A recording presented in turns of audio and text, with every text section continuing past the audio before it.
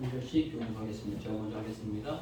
하나님이 이 모든 말씀으로 말씀하여 이르시되 나는 너를 애굽 땅 종되었던 집에서 인도하여 내 하나님 여호와니라. 너는 나 외에는 다른 신들을 내게 두지 말라. 너를 위하여 새긴 우상을 만들지 말고 또 이로 하늘에 있는 것이나 아래로 땅에 있는 것이나 땅 아래 물속에 있는 것을 어떤 형상도 만들지 말며 그것들에게 절하지 말며 그것들을 섬기지 말라. 나 내 하나님 여호와는 질투하는 하나님인즉 나를 미워하는 자의 죄를 갚되 아버지로부터 아들에게로 3, 4대까지 이르게 하거니와 나를 사랑하고 내 계명을 지키는 자에게는 천대까지 은혜를 베푸느니라. 너는 내 하나님 여호와의 이름을 망령되게 부르지 말라. 여호와는 그의 이름을 망령되게 부르는 자를 죄 없다 하지 아니하리라. 안식일을 기억하여 거룩하게 지키라. 엿새 동안에 힘써 내 모든 일을 행할 것이나 일곱째 날은 내 하나님 여호와의 안식일인즉 너와 내 아들이나 내 딸이나 내 남종이나 내 여종이나 내 가축이나 내 문안에 머무는 객이라도 아무 일도 하지 말라. 이는 엿새 동안에 나 여호와가 하늘과 땅과 바다와 그 가운데 모든 것을 만들고 일곱째 날에 쉬었습니다. 그러므로 나 여호와가 안식일을 복되게 하여 그날을 거룩하게 하였느니라. 내 부모를 공경하라. 그리하면 내 하나님 여호와가 내게 준 땅에서 내 생명이 길리라. 살인하지 말라. 간음하지 말라. 도둑질하지 말라. 내 이웃에 대하여 거짓 증거하지 말라. 같이 하겠습니다. 내 이웃의 집을 탐내지 말라. 내 이웃의 아내나 그의 남종이나 그의 여종이나 그의 소나 그의 닭이나 물은 내 이웃의 소유를 탐내지 말라. 아멘.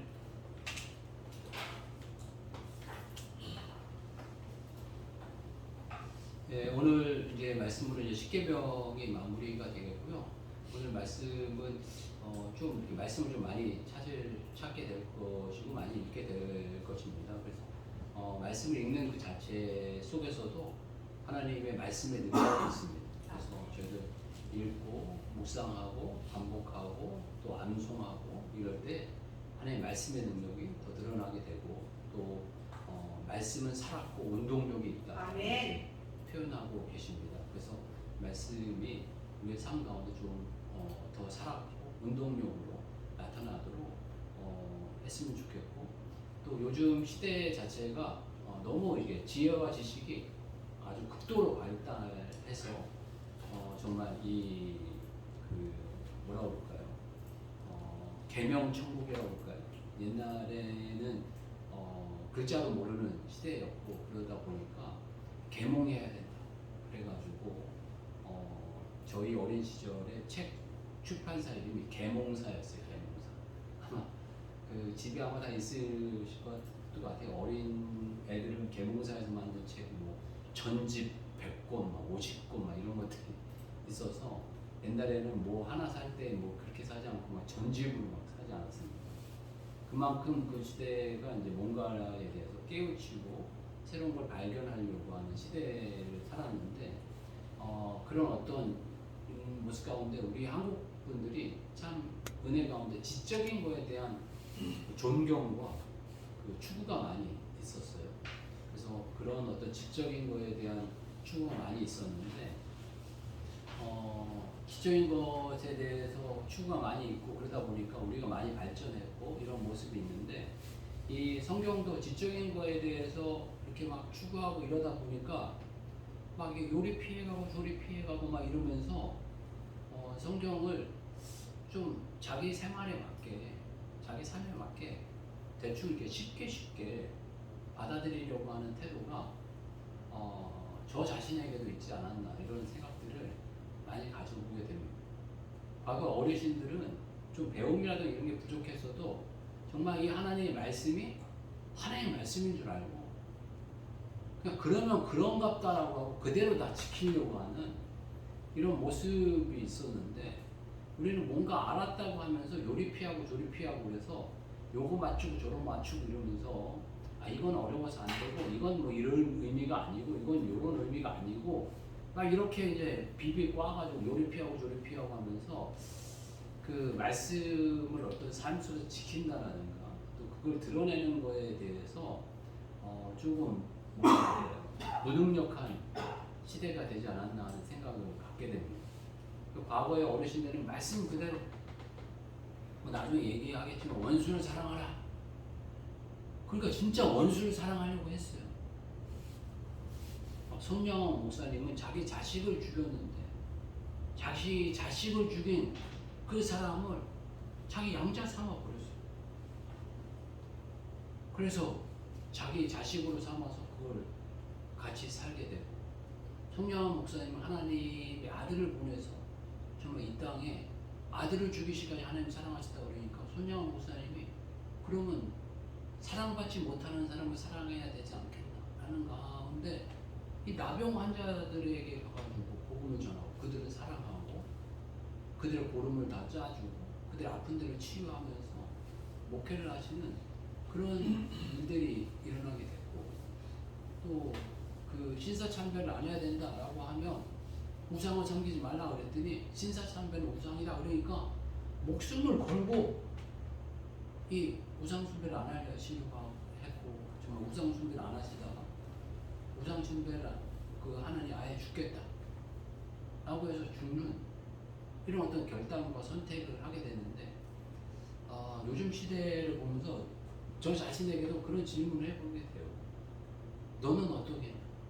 너는 그런 결단이 아마 요리 피하고 조리 피하면서 요 핑계대고 저 핑계대고 요 의미 되고 저 의미 되면서 그런 어떤 마음이 없으니까 주님이 사용하심도 없고 주님의 역사도 없는 게 아닌가, 이런 어떤 마음들을 새롭게 가져보게 돼요. 그래서 주의 말씀을 주의 말씀인 줄 알고 하나님의 말씀은 하나님의 말씀인 줄 알고 그대로 받아들이고 순종하려고 하고 또 그 말씀이 삶에서 능력으로 나타나도록 좀 힘쓰는 그런 어떤 그 분명한 결단의 마음이 좀 더 드는 때와 시기가 있어야 되겠다, 이런 마음을 한번 더 가져보게 되고, 처음 뭐 예수님 믿을 때 다 그런 고백을 드리고 오늘 찬양 가사같이 주님 저를 사랑하시니 내 모든 것 다 드리겠습니다 라는 고백을 하지만 그 고백을 가만히 안 놔둬요, 이 사단마귀. 그래서 너 그래? 한번 내가 너 그냥 다 드리나 어디 보자. 요거 흔들어 놓고 저거 흔들어 놓고 막 이렇게 하는데 그런 유혹에 저희들이 쉽게 휙휙 넘어지는 것이 저희 모습이 아닌가 싶습니다. 저희들이 주님 앞에 이런 결단을 다시 한번 되새기고 또 이 굳은 결단이 세워져 갈 수 있도록 하나님 성령 하나님 역사해 주시고, 또 그 굳은 결단이 생긴다고 해서 지키게 되진 않고 잘 지키려면 그런 굳은 결단을 가지고 있는 공동체가 모여야 됩니다.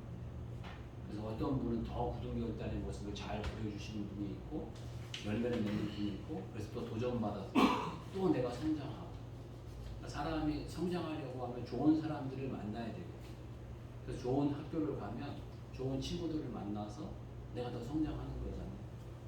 교회도 마찬가지인 것 같아요. 주의 말씀을 더 순종하려고 하고 더 충성하려고 하는 사람이 모이면 그 분위기 속에서 내가 더 성장하면서 내 한계를 넘어서 또 충성하고 또 이렇게 헌신하는 그런 모습들이 나오지 않게 된다, 또 나오지 않나, 이런 모습을 가지면서요, 저희도 주의 말씀을 더 충성하고 또 열매 맺고 주님의 뜻을 이루고 영광을 드러내는 저희들의 모습과 교회가 되시길 주를 축복합니다. 아멘. 오늘 이 마지막 십계명의 이 세 부분을 같이 이제 말씀 나누려고 하는데요.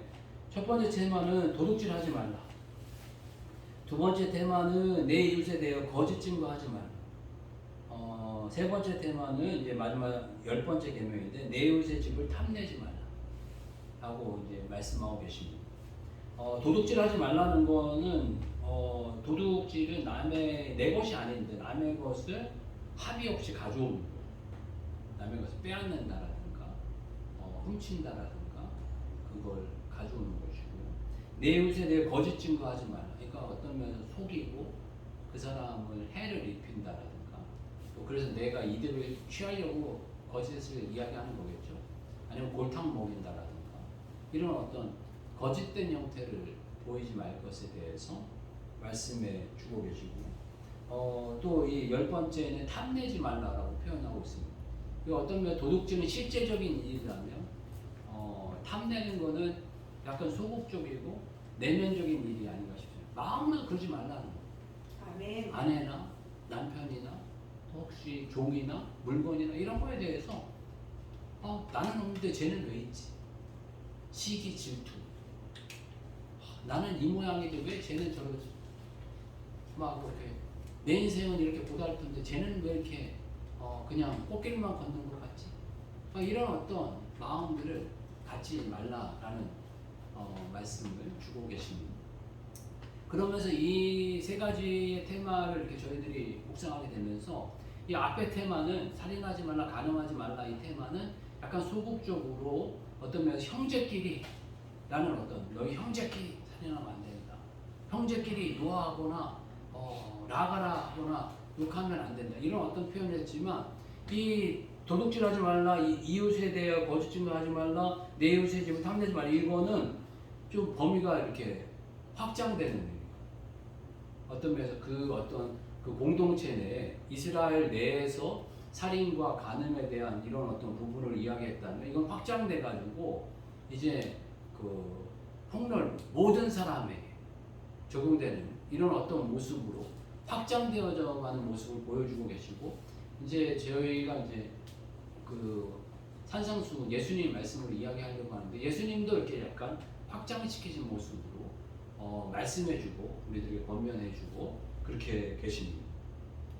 그러면서 이 세 가지 테마를 이야기할 때 반대로 이야기하면 우리의 근본 본성이 선악과를 먹고 나면서 선과 악이 이렇게 침범하게 되면서 우리 안에 도둑질하고 싶은 근본의 마음이 있다는 거예요.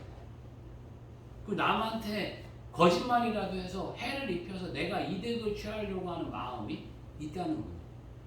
그리고 탐심의 마음이 근본적으로 있다는 거예요. 사람의 마음 속에는 이런 도둑질하고 거짓말하고 또 이렇게 뭔가를 취하고 이런 마음들이 있다는 거예요. 예수님 믿으면 교회 다니고 이 신앙생활 하면은 뭔가 그거를 이렇게 다듬으려고 하고 이걸 이렇게 뭔가 바르게 하려고 하고 최소한 이렇게 더 충성하려고 안 한다 할지라도 뭔가 좀 선한 사람, 착한 사람 되려고 뭔가 이걸 다듬지만 이 사람의 근본 마음 속에는 그렇지 않은 마음이 있다는 거예요. 이런 어떤 욕구들이 불근불근 일어난다는 거예요. 그리고 누군가에 대해서 욕하는 마음이 금방 나오고 누군가를 어떻게 해하고 싶은 마음도 들고 아유 저렇게 못되게 굴는 사람은 그냥 한 대 때려주고 싶은 마음도 들고 어떻게 못되게 돈 번 사람은 그냥 확 어떻게 도둑질이라도 해서 뺏어버리고 싶은 마음이 들고 또 어떻게 또 아무 노력도 안 했는데 뭔가를 가진 사람은 탐내는 마음도 들고 누군가 잘난 척하는 사람은 속여서라도 콱 넘어뜨리고 싶은 그런 마음이 드는 것이 인지상정이고 사람의 어떤 그 근본의 마음 속에 누군가 다 있다는 거예요. 그래서 어떤 분은 그런 얘기 하시더라고요. 이렇게 감옥에 가면 당신은 드러난 죄인이요. 난 아직 숨겨진 죄인이다. 우리가 억제를 해서 그렇지 그게 다 그냥 폭발하고 드러나고 본성이 드러나면 똑같은 죄인이라는 거예요. 주님 앞에 모든 사람이 죄를 범하였습니다. 모든 사람이 죄를 범하였으면 모든 사람은 죄에 매여 있고 죄에 빠져 있고 죄에 종된 사람들이 다라는 이야기를 하고 계시다는 거예요. 요즘 사건 사고도 그렇고요. 또 어떤 분이 그런 얘기 하시더라고요. 어떤 분이 이제 사회에서 좀 신앙도 좋고 좀 직업도 좋으시고 뭐 이렇게 좋은 분이셨대요. 그러니까 뭐 직업도 뭐 정확히 뭐 어떤 분이신지 모르겠는데 뭐 교수님이시기도 하고 하여간 사회에서 저명한 교수님이신데 나이가 이렇게 드시면서 치매기가 이렇게 오셨는데 치매기가 오셔가지고 병원에 계시는데 욕을 그렇게 하시네요. 누구만 나타나면은 뭐 욕을 평상시에 욕이라고는 뭐 입에 뭐 달지도 않으셨던 분이었는데 듣도 보도 못한 욕을 하신다는 거예요. 뭐 그냥 개새끼 소새끼도 아니고 그냥 뭐 입에 담을 수도 없는 욕을 그냥 막 쏟아내신다는 거예요. 그래갖고 창피해가지고 자녀들이 누가 이렇게 병문안을 오실 거 아니에요. 병문안을 오시면 병문안을 오시고 만나게는 못하겠다는 거예요. 그래갖고 만나가면 미리 얘기를 드린다고요. 제가 아버님이 지금 치매가 심하셔가지고 어르신 들어가면 욕을 하실 것이다. 마음 상해하지 마시고 죄송하다. 이렇게 좀 이렇게 좀 용서해 달라. 이렇게 했고 만나고 그래가지고 이게 뭐 안수그러지고 그러니까 참 마음 이렇게 낙심이 많이 되는데 그 한 간병인 통해서 위로를 받았대. 그 간병인이 뭐라고 이야기를 하시냐면 자기는 이렇게 그 좀 사회에서 저명한 분들만 모이는 이 요양원에 자기가 오래 있었대. 오래 있었는데 이런 분들이 가끔씩 많이 나타난대. 사회에서 젊었을 때 자기의 어떤 본성을 누르고 억제하고 가다듬었던 분이 나중에 나이 들어가지고 이걸 탁 내려놓으면 막 욕을 하는 분들도 있지만 욕하는 분은 양반이래. 욕만 하는 분은 양반이고 자기가 어떤 분을 봤냐면 오면 막 이렇게 물어뜯는데 누구만 오면 막 문대는 거야. 그러니까 이 마음의 이 본성이 인간이 선하지 않다는 거예요.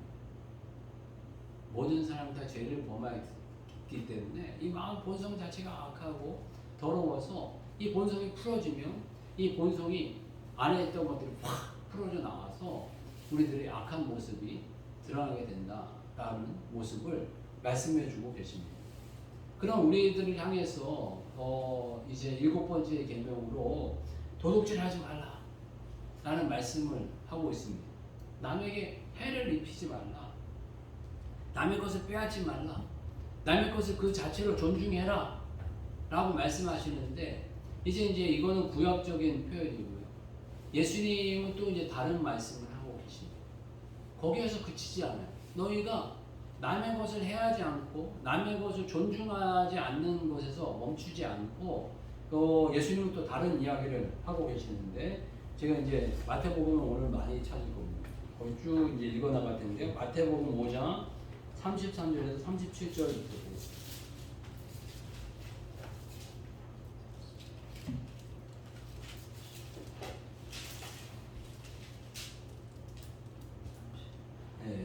여기에서 이제 순서라든가 이런 게 좀 변화되어서 예수님께서 좀 확장된 모습을 보여주시는데 도둑질하지 말라라는 이런 표현 가운데 계속 이제 구약에서 이제 새로운 모습들을 말씀해주고 계시는데 내 이웃에 대해 거짓 증거하지 말라라는 어떤 의미의 어떤 말씀이 아닌가 싶어요. 그래서 33절에서 37절 말씀 한번 읽어보겠습니다. 같이 한 절씩 교독하겠습니다. 제가 먼저 하겠습니다. 또 옛사람에게 말한 바 헛맹세를 하지 말라. 내 맹세한 것을 주께 지키라 하였다는 것을 너희가 들었으나 나는 너희에게 이르노니 도무지 명세하지 말지니 하늘로도 하지 말라. 이는 하나님의 보좌이니요 땅으로도 하지 말라. 이는 하나님의 발등상이니요 예루살렘으로도 하지 말라. 이는 큰 임금의 성이니요 내 머리로도 하지 말라. 이는 내가 한 터럭도 있고 검게 알 수 없음이라. 같이 읽겠습니다. 오직 너희 말은 옳다 옳다 아니라 하야. 이에서 전하는 것은 악으로부터 나느니라. 아멘. 이 말씀을 읽으면서 제가 이거 한마디로 이걸 정리해 보면서 조금 마음에 되새기면 이게 어떤 그 표현이 좋을까 이런 생각을 이렇게 하다가 제가 그 정리한 거는 좀 격한 표현으로 내 주제를 말라. 우리가 맹세할 주제가 아니라는 거예요. 이거 반드시 돼. 이거 하는 거야. 이거 반드시 뭔가 돼. 이런 어떤 표현을 할 주제가 아니라는 거예요. 그냥 옳다 아니다.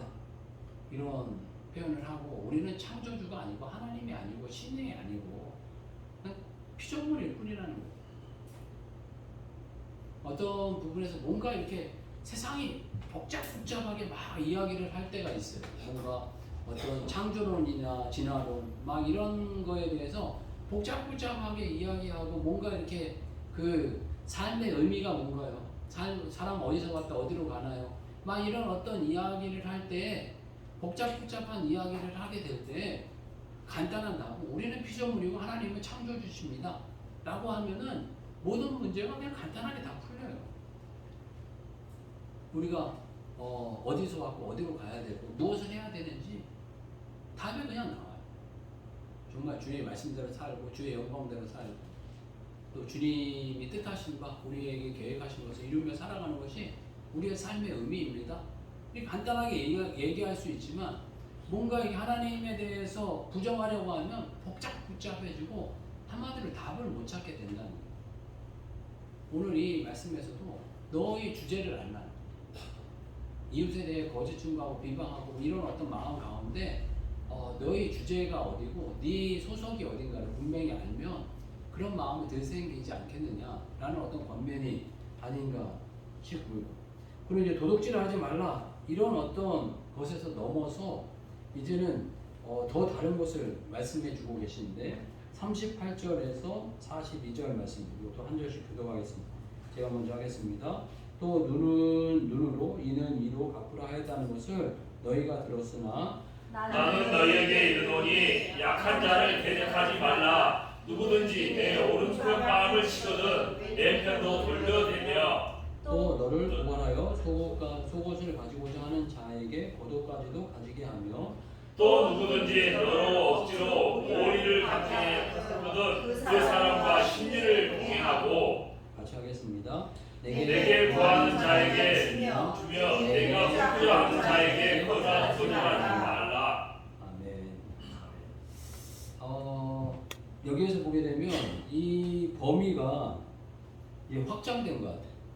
형제가 아니고 앞에 뭐 살인하지 말라 그러면 내 형제에게 노하지 말라 이런 어떤 범위를 이야기하시지만 39절 보게 되면 나는 너희에게 이르노니 악한 자를 대적하지 말라. 누구든지 이 누구든지가 형제만을 이야기하는 건 아닌 것 같습니다. 이 누구든지는 모든 사람들이든지 내 오른편 뺨을 치거든 왼편도 돌려대고 또 41절 보게 되면 또 누구든지 너를 억지로 오리를 가게 하거든 그 사람과 심리를 동행하고 라고 이렇게 표현하고 계십니다. 그러니까 누구든지라는 이 범위가 이제 그 앞에서는 약간 형제라는 이 범위를 이렇게 했다면 이게 확장됐다는 거예요. 근데 이 내용도 참 쉽지가 않아요. 악한 자를 대적하지 말자. 오른편 뺨을 치거든 왼편도 돌려대라. 속옷을 가지고자 하는 자에게 겉옷까지 줘버려라. 억지로 오리를 가게 하거든 그 사람과 심리까지 동행하여. 그리고 구하는 자에게 주며 구고자 하는 자에게 거절하지 말라. 어떤 분이 이런 얘기 하더라고요. 이러면 세상 호구되지 않겠냐. 근데 주님은 이게 세상 호구되는 길을 원하시는 게 아닌가 이런 생각을 갖게 되고 왜 이렇게까지 우리에게 요구하시나. 하나님이 원하시는 그 공동체가 이런 용납과 사랑이 드러나는 공동체를 원하시는 건가 이런 생각도 갖게 되고 또 주님이 보여주신 사랑이 이런 사랑이 아니에요. 말도 되지 않는 사랑, 이해도 되지 않고 말도 되지 않는 사랑. 포도원 품꾼 비유를 보게 되면 포도원을 잘 만든 그 주인이 있었어요. 그 품꾼을 줘서 포도원을 잘 가꾸게 이렇게 했는데 포도 수확철이 돼서 포도의 일정 수확을 걷어서 주인에게 바치도록 종을 보냈어요. 때려서 욕보이고 돌려보냈어요. 얘네들이 왜 이러지? 두 번째 종을 또 보냈어요. 또 때려서 욕보이고 보냈어요. 얘네들이 왜 이러지? 세 번째 종을 또 보냈어요. 지금 그 종을 때려갖고 죽이기까지 했어요. 근데 이해가 안 되는 일이 또 벌어집니다. 자기 아들을 보내가지고 자기 아들은 존중할 거다 생각하고 아들을 네 번째, 두 번째, 세 번째도 아니고 네 번째에 보냈어요. 그런데 이 포도원 품꾼이들이 정말 이렇게 정신이 획가닥했는지 이 아들을 죽여서 이 상속을 우리가 받자 라고 생각해서 이 아들을 죽이고 이 포도원의 상속을 받겠다고 했지만 이 포도원의 이 품꾼의 주인은 자기의 종들을 보내서 이 포도 품꾼들을 다 죽이고 새로운 품꾼들을 삼아서 이 포도원 주인이 이 포도원을 새로운 품꾼들에게 넘겼다라는 말씀이 있습니다. 근데 그만큼 주님이 우리를 용납하고 사랑하신다는 의미로 말씀하시는데 이해가 안 되죠. 정말 어떻게 자식을 주기까지 사랑을 할 수 있나? 자기를 줘서 사랑한다는 거는 그것도 이해할 수 없지만 그건 차마 조금 이해하려고 이렇게 하려면 어떻게 하다 보면 그렇게 될 수 있는 거 아니겠어라고 생각을 하지만 자기 아들을 죽일까 자기 자식을 죽일까지 사랑한다는 거는 있을 수 없는 말도 되지 않는 그 일을 주님께서 우리들에게 보였고 또 보여주셨고 또 그러한 공동체와 그러한 관계를 이루어 가기 때문에 너희에게 이런 용납의 사랑을 보이기를 원하시는 것이 아닌가라는 생각을 갖게 되더라고요. 어떤 면에서 이 사람과 사람과의 관계, 부부와의 관계, 자식과의 관계가 어떤 것일까 이렇게 생각을 하다가 그 어떤 친구들하고 이렇게 이야기를 조금 이렇게 하게 됐어요. 그래서 자녀를 키우고 뭐 이러는 과정 가운데 나는 말할 자격은 없지만 자녀를 키운다는 거는 내가 생각하기엔 뭐 이런 거면서 만약에 예를 든다면 마른 오징어에 물 나게 하는 게 자녀 키우는 게 아니겠냐 이런 이야기를 나눈 게 있어요. 그만큼 어떤 부분에서 이 사랑이라는 게 용납이라는 게 이러한 부분이 아니겠나 싶습니다. 자기가 할 수 있는 영역이 아닌 거죠. 자기 할 수 있는 영역을 뛰어넘어야 어떤 용납과 사랑이 나오게 되는데 그러한 용납은 우리들에게 있는 것이 아니고 노력한다고 되어지는 부분이 아닌 게 아닌가 싶습니다. 그러한 사랑은 정말 성령 하나님이 주셔야 될 사랑입니다. 나중에 이제 또 나오는 부분이 있지만 이 성령 하나님을 구해야 행할 수 있는 일들이고 이게 특히 이제 여기에서부터 이 말씀들이 이제 그런 표현들이 나오게 되고 그런데 하나님은 여기에서 멈추지 않습니다. 어떤 면에서 도둑질하지 말라가 다른 사람을 배려하고 다른 사람을 도와주고 다른 사람 이해하고 용납하고 뭐 이건 대단한 거죠. 오른편 뺨을 치고는 왼편도 돌려대고 속옷을 가져오자 하는 일 겉옷도 주고 오리를 동행하는 사람에게 심리를 동행하고 도하는 자에게 주며 꾸고자 하는 자에게 거절하지 말고 이거 도둑질하지 말라는 것을 넘어서 그 사람에게 반대로 흡족히 주라는 거예요. 흡족히 주라는데 여기까지 또 아니에요. 주님이 원하시는 것은 여기가 아니고 이걸 더 뛰어넘으라는 거예요. 이게 43절에서 48절 말씀을 해주고 계시는데 이것도 한 절씩 교독해 보겠습니다. 제가 먼저 하겠습니다. 또 내 이웃을 사랑하고 내 원수를 미워하라 하였다는 것을 너희가 들었으나 나는 너희에게 이르노니 너희 원수를 사랑하며 너희를 박해하는 자를 위하여 기도하라. 이같이 한즉 하늘에 계신 너희 아버지 아들이 되리니 이는 하나님이 그 해를 악인과 선인에게 비추시며 비를 의로운 자와 불의한 자에게 내려주심이라. 너희가 너희를 사랑하는 자를 사랑하면 무슨 상이 있으리요 세리도 이같이 아니하니라. 또 너희가 너희 형제에게만 무난하면 남보다 더하는 것이 무엇이냐? 이방인들도 이같이 아니하느냐? 그러므로 하늘에 계신 너희 아버지의 온전함과 같이 너희도 온전하라. 아멘. 정말 이거는 저희가 할 수 없는 영역이죠.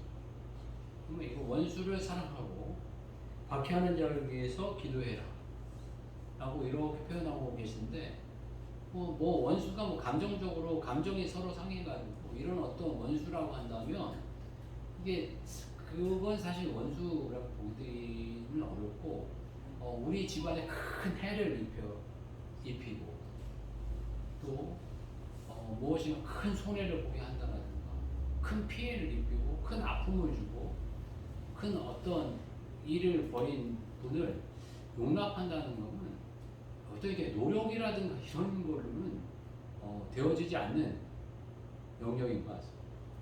그런데 주님은 거기까지도 이렇게까지도 할 수 있는 것이 사람이고 또 하나님의 모습이라는 것을 우리들에게 말씀하시고 이걸 말씀하시고 원수도 정말 이거는 도달할 수 없는 영역인 것 같은 영역인데 그냥 우리의 그릇과 우리의 상태를 보면 도저히 할 수 없는 영역이기도 하죠. 그렇지만 성령 하나님 역사하시고 이 산상수는 어떤 부분에서 우리가 뭔가를 할 수 있는 것을 깨닫게 하시는 게 아니라 할 수 없다는 걸 너희들이 깨닫고 성령 하나님 의지해라 라는 말씀을 우리들에게 주시는 줄 압니다. 정말 이 모습 하나하나 이 말씀 하나하나가 좀 우리들에게 도달할 수 없는 그런 부분의 말씀으로 우리들에게 해주시고 계시잖아요. 또 이것을 넘어서 이제 무언가 추구하고 나아가는 단계로 주님이 이제 말씀하고 계시는데 특히 이제 뭐 탐심이라든가 이런 거를 보게 되면 나는 없는데 너는 있다.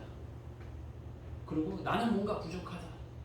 마음이 들 때 이 탐심의 마음이 우리가 쌍나게 되고 자라게 되는데 이 산상수훈에서는 이런 어떤 또 다른 권면을 우리들에게 해주고 계십니다. 마태복음 6장 28절에서 33절 말씀입니다. 조금 길긴 하지만요. 한번 읽어보겠습니다. 마태복음 6장 28절에서 33절까지 제가 먼저 해보겠습니다. 또 너희가 어찌 의복을 위하여 염려하느냐? 그의 백합화가 어떻게 자라는가 생각하여 보라. 수고도 아니하고 길쌈도 아니하느니라. 그러나 내가 너희에게 말하노니 솔로몬의 모든 영광으로도 입은 것이 이 꽃 하나만 같지 못하니라. 오늘 있다가 내일 아궁이에 던져지는 들풀도 하나님이 이렇게 입히시거든. 하물며 너희가 뭐냐? 믿음이 작은 자들아. 그러므로 염려하여 이르기를 무엇을 먹을까, 무엇을 마실까, 무엇을 입을까 하지 말라. 이는 다 이방인들이 구하는 것이라.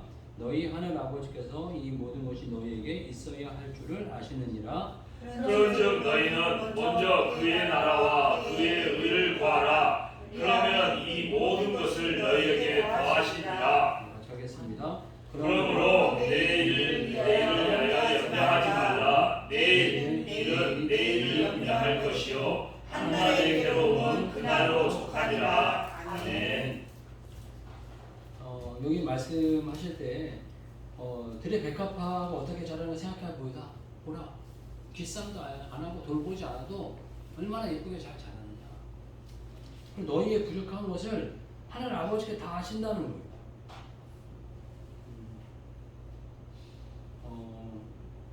오늘 있다가 내일 아궁이에 던져진 들풀도 하나님이 이렇게 입히시거든. 하물며 너희일까 보냐? 믿음이 작은 자들아. 어떤 이게 먹고 마시고 우리가 사는 문제에 대해서 늘 고민하고 걱정하는 마음들이 많이 있지 않습니까? 걱정하지 말라는. 먼저 그의 나라와 그의 의를 구하면 이 모든 것을 다 너희에게 도와여 주실 것이다 라고 말씀하고 계십니다. 또 빌립보서에서 이 바울은 이런 고백을 하고 있습니다. 빌립보서 4장 19절 보게 되면 나의 하나님이 그리스도 예수 안에서 영광 가운데 그 풍성한 대로 너희 모든 쓸 것을 채우시리라. 그러면서 이 19절을 보게 되면 나의 하나님이라는 이 단어 속에 내가 경험한 하나님이, 내가 만났던 하나님이, 나를 인도하신 하나님이 이렇게 인도하셨으니 너희도 그렇게 인도하실 거야. 아멘. 나는 어떤 이 담대함 속에서 이 빌립보 교인들에게 이야기해주고 계십니다. 이 그리스도 예수 안에서 영광 가운데 그 풍성한 대로 내 모든 쓸 것을 채워주셨으니 너희도 그렇게 하실 거야. 나는 이런 확신 가운데 이야기하는 것이 아닌가 하는 생각을 갖게 됩니다. 하나님께서 이러한 쓸 것을 채워주신다. 나는 고백이 있었으면 좋겠고. 그리고 또 이제 권면으로 말씀하실 때 7장 7절에서 12절 말씀 보게 되면 구하고 찾고 두드릴 것에 대해서 말씀해 주고 계세요. 우리 7장 7절에서 12절 말씀 한 절씩 교독을 제가 먼저 하겠습니다.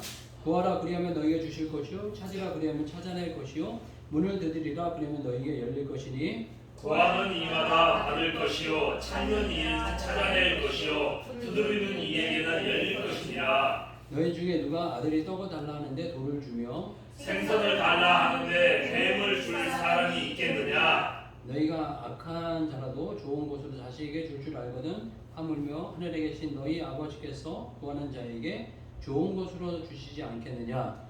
그러므로 무엇이든지 남에게 대접을 받고자 하는 대로 너희도 남을 대접하라. 이것이 율법이요 선지자니라. 아멘. 여기에서 보게 되면 구하고 찾고 두드릴 것에 대해서 말씀하고 계시면서 이 11절 말씀에는 너희가 악한 자라도 좋은 것으로 자식에게 줄 알거든 하물며 하늘에 계신 너희 아버지께서 구하는 자에게 좋은 것으로 주시지 않겠느냐 라고 이렇게 표현하고 계시는데 이 누가복음 19장 13절 보게 되면 이 좋은 것을 성령 하나님으로 표현하고 있습니다. 너희가 악할지라도 좋은 것을 자식에게 줄 알거든 하물며 너희 하늘 아버지께서 구하는 자에게 성령을 주시지 않겠느냐 하시니라. 그러니까 이 성령 하나님을 구하라는 거예요.